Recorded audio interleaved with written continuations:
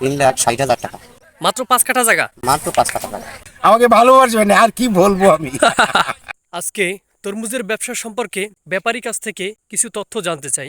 প্রথমেই আমি আপনার পরিচয়টা একটু জানতে চাই। আমার স্থায়ী ঠিকানা হলো কিশোরগঞ্জ কটিয়াদির বাজার। তরমুজের ব্যবসা আপনি কত বছর যাবত আছেন? প্রায় মোটামুটি প্রায় 24-25 বছর ধরে। এই সিজনে আপনি কতগুলো গাড়ি লোড দিয়েছেন? 28 থেকে 30টার মতন চলে গেছে, আরো 10-15 গাড়ি আমার হাতে আছে। একটা সিজনে সর্বোচ্চ কতটা গাড়ি লোড দিয়েছেন? 50, 55, 58 হয়, কোনো সময় 70 হয়।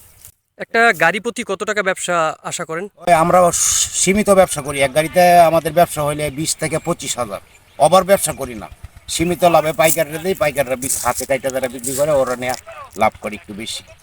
আমরা মনে করেন এক গাড়ি মাল বিক্রি করলে সর্বোচ্চ 20 থেকে 25,000 টাকা লাভ করি। লস হইলে আমাদের হয়ে যায় 70-80,000, 1 লাখ। যদি বৃষ্টি বাদল হয়ে যায় তো এটা আল্লাহ যদি সর্বনাশ করে, তাহলে যদি আমাদের লসের সংখ্যাটা বেশি হয়, নাহলে আলহামদুলিল্লাহ লস হয় না। এক সিজনে মোট কত টাকা পর্যন্ত ব্যবসা হয়েছে বলে আপনি মনে করেন? কোনো বছর 5 লাখ টাকা ব্যবসা হয়, কোনো সময় 3 লাখ টাকা লস হইতেছে, আবার লস কাইটা গিয়ে আবার লাভ 2 লাখ টাকা হচ্ছে, এরকম আর কি। আমরা এত অতিরিক্ত কোনো ব্যবসা আমরা করি না। আচ্ছা, এই ভিডিওর মাধ্যমে আপনি দর্শকদের উদ্দেশ্যে কিছু বলবেন? দর্শকরে কি বলবো, দর্শকই যদি ভালো লাগে আমার কথায়, ভালো লাগলে দর্শকরে আমাকে ভালোবাসবেন আর কি বলবো আমি। দর্শকের ভালোবাসা জন্যই তো আমি কথা বলছি।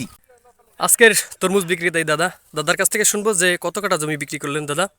আজকের আমি 5 কাঠা জায়গা বিক্রি করলাম 3,60,000 টাকা। মাত্র 5 কাঠা জায়গা। মাত্র 5 কাঠা জায়গা। এখানে 5 কাঠা জমিতে আপনার কত টাকা আনুষঙ্গিক খরচ হয়েছে? 80-90,000 টাকা খরচ হয়েছে। এই খরচটা কি আপনারা নিজেরা কাজ করছেন সেইটা সহ, নাকি অন্য লোক নিয়েছেন সেইটা সহ?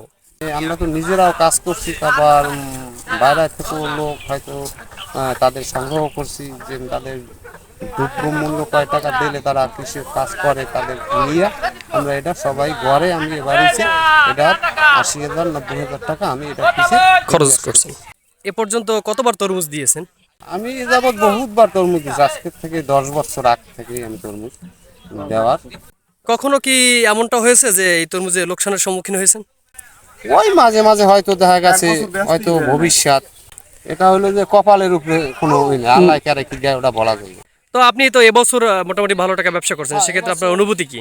এবার অনুভূতি সামনের দিকে হয়তো দেখা গেছে যে কিভাবে ভালো থাকতে পারবো, কিভাবে কি করবো, হয়তো দেখা গেছে আর সামনের দিকে হয়তো আরো খ্যাত লবো, এরকম একটা অনুভূতি আমার আছে। কথা বলছিলাম দাদার সাথে, কথা বলে খুবই ভালো লাগলো। দাদা, আপনাকে অনেক অনেক ধন্যবাদ আমার সাথে একটু সময় দেওয়ার জন্য। আপনাকেও অনেক অনেক ধন্যবাদ। ভালো থাকবেন। আবার আসবেন বেহারি নিয়ে, আবার কলা কিনবেন, আমরা হাসি মুখে জানো কলা বিক্রি করতে। অবশ্যই ধন্যবাদ আপনাকে।